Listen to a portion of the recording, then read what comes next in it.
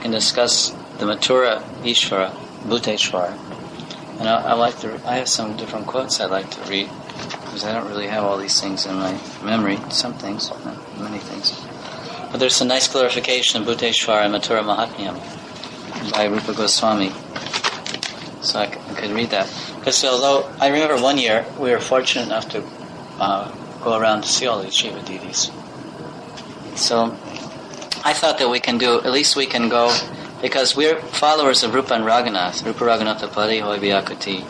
So one thing, Rupa Raghunath Das Goswami, he's our teacher of how to do proper bhajan and develop the humility to attract the merciful glance of Prema Mai, Srimati Radharani.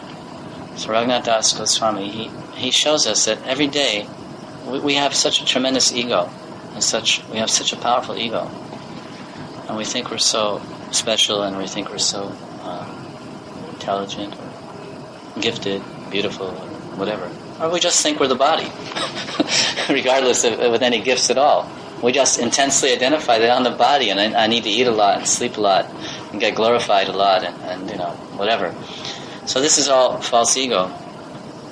And so one way to conquer false ego is by serving Vaishnavas and by developing humility, because humility is the opposite of pride. Humility is a saintly quality, and pride is a demoniac quality. So Raghunath Das Goswami, he taught by his own personal example that one great way to develop humility is to offer obeisances and respects to all the Vaishnavas.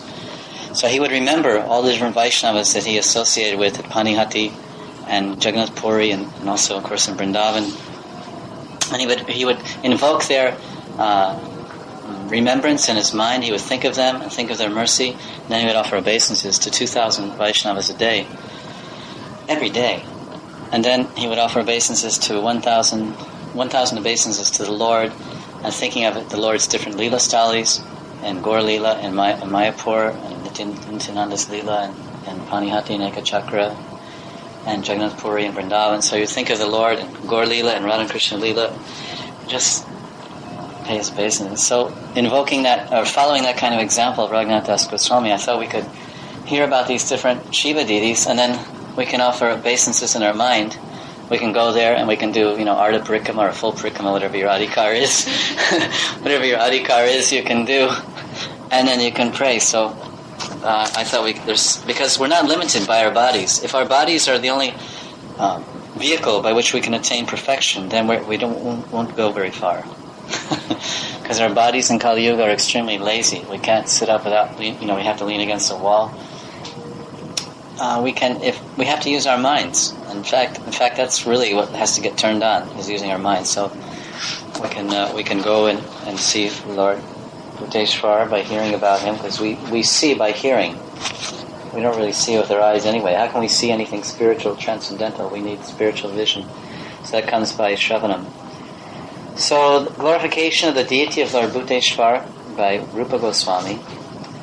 Oh, Bhuteshwar Shiva, you are the protector of Mathura.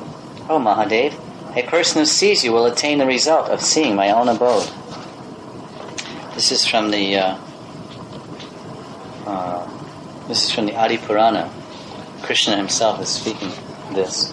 So anyone who sees Bhuteshwar, now it says, in Mathura is a deity of Lord Bhuteshwar who grants liberation even to the sinful. This deity of Bhuteshwar is very dear to me. This is Krishna speaking.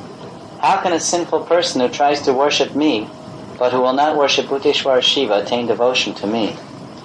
The lowest of men, who are bewildered by my Maya, will not meditate on, bow down before, and offer prayers to Lord Bhuteshwar. So, we can meditate on Bhuteshwar, and we can bow down before him and offer prayers to him.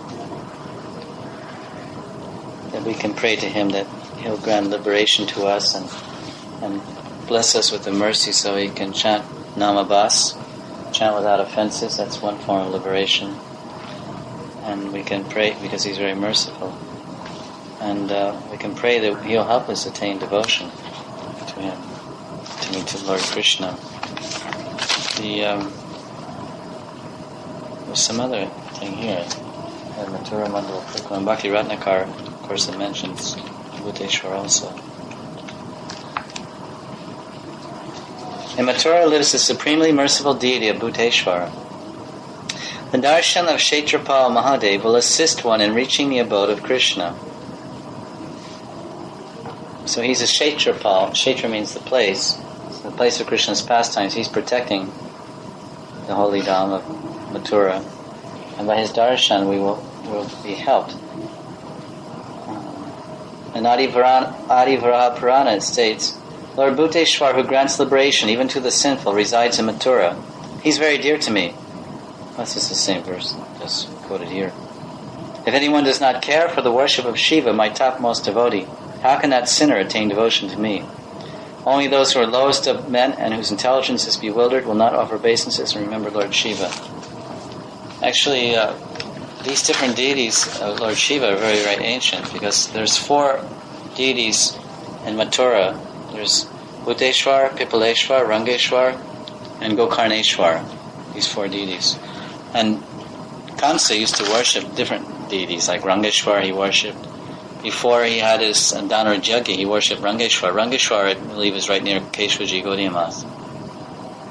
He worshipped Lord Shiva to pray for fulfillment of his desire to defeat Krishna and Balaram, but he had a little opposite reaction, opposite response, because Rangeshwar is Lord Shiva, and he's a great devotee of Krishna and Balaram, so he's not going to defeat them.